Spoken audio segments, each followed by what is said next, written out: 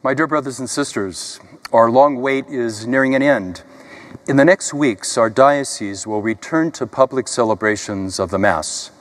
For more than 2 months, we as a people have worked hard to adjust to a world in which we could not celebrate or attend Mass as a community. I want to thank each of you for your patience in this time and for your willingness to learn a new way to participate in your parish and in the Holy Mass. I also want to thank my brother priests and the many parish workers who made it possible for all of us to continue participating in the Mass in the midst of this pandemic. Today, I am happy to bring good news that we will return to public celebrations of the Mass beginning the weekend of June 13th and 14th, the great feast of the solemnity of the body and blood of Christ. This is a joyous news and a cause for great celebration. But amid the joy, there is still a need to care for caution. We cannot forget that this pandemic is not over. The risk of infection remains real, and there are precautions that must be taken as we return to Mass. Precautions that seek to protect the health of our fellow parishioners and our communities. In the days to come, you will hear more from your pastors about these precautions and safeguards and how they will look and what they will look like in your parish. I ask you to receive this information with a loving, patient heart and the understanding that everyone involved in crafting them shares the goal of a safe return to community celebrations. Let me share with you, in broad terms, some of the kinds of differences you will see when you return to Mass. First of all, you may not be able to attend the Mass you prefer, or in these early weeks, any Sunday Mass at all. This is because attendance in our churches will be strictly limited to 25% of capacity, and in no case more than 100 people.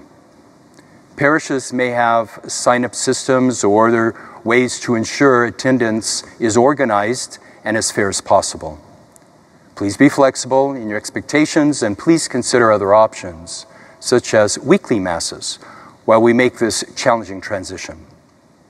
Second, remember that you do not have to attend a public Mass at this time. The live-streamed Masses will continue, and dispensations I put in place in March will remain in effect. The obligation to attend Mass on Sunday is suspended until such time as we can safely accommodate all who wish to attend. So you can continue to participate in the Mass either from home, if that is your preference. In fact, we strongly encourage those who are older or who have underlying health conditions or who otherwise are more vulnerable to this virus to remain at home and continue to participate in the Mass remotely. Of course, if you are sick in any way, or if you have any symptoms of illness, for the safety of others, please do not come to Mass. When you arrive at the church for the Mass, you will notice immediately that there are changes. The doors may be open for easier access and exit. The floor may be marked and some pews closed off to facilitate social distancing that is very necessary at this time. Families who live together may, of course, sit together, but there must remain at least 6 feet of space between those who do not share a household. The changes put in place earlier this year, for example, no holy water and the holy water fonts, no exchange of the sign of peace, and others remain in place. You may find the Mass somewhat simplified. Fewer ministers or servers may be on the altar in order to make room for parishioners to attend. Singing may be suspended, as this is one way in which the virus has been known to spread. The procession and the recession will be from the sacristy rather than from the central aisle. You will be asked to wear a mask, highly recommended to wear a mask if you are able. And you will see lots of hand sanitizing, including before and after, and possibly during communion. I urge you to see these precautions not as something forced upon you by a bishop or a pastor. I urge you to see them as limitations placed on you not on you against your will. Rather, I urge you to see these temporary changes, these new ways of doing things, as an opportunity to express your love and care for your fellow parishioners. So I encourage you to wear a mask and to see this simple act as a way to say to your fellow parishioners, I care about your health and your peace of mind, and I want to give you one less thing to worry about in this stressful time.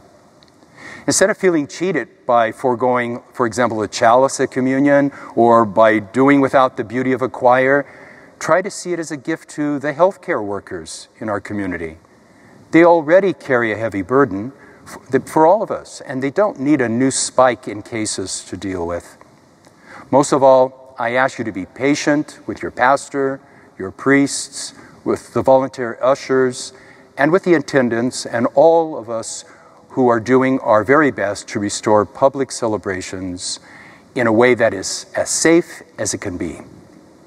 So may God bless each of you, whether you find him in the Mass at the church or from your home. May he protect each of you in this time and keep your families healthy and well. Please continue to pray for our parishes, our families, and this world of ours as we face this challenge together and as we seek God's intervention and protection. May God bless you all. Many thanks for your attention.